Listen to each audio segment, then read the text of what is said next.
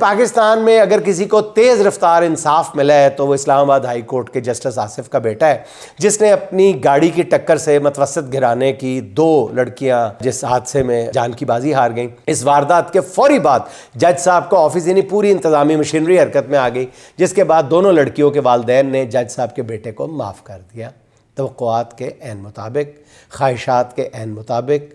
اس کے علاوہ ان بیچاروں کے پاس آپشن بھی ناظرین کیا تھا۔ جج صاحب کا 15 سالہ بیٹا جس کا نہ ڈرائیونگ لائسنس بنا ہوا تھا، وہ کھلے عام نہ صرف گاڑی چلا رہا تھا بلکہ جانے لینے کا باعث بھی بن گیا۔ اب پتہ چلا ہے کہ جج کا جو بیٹا ہے جس نے گاڑی کی ٹکر سے 2 نوجوان لڑکیاں کچل دی ہیں، اس گاڑی کی نمبر پلیٹ بھی جعلی تھی۔ بتایا جا رہا ہے مبینہ طور پر ان کی ملکیت بھی نہیں تھی بلکہ یہ ان کے بیٹے کے کسی دوست کی گاڑی تھی۔ اندازہ لگائیں کہ جج کے بیٹے کو اس کا دوست جعلی نمبر پلیٹ گاڑی دے رہا ہے اور وہ اسلام آباد کے ریڈ زون میں رات 1 بجے گھوم رہا ہے، اسے کوئی روکنے والا نہیں۔ اسے ناظرین کہتے ہیں اشرافیہ کا ملک۔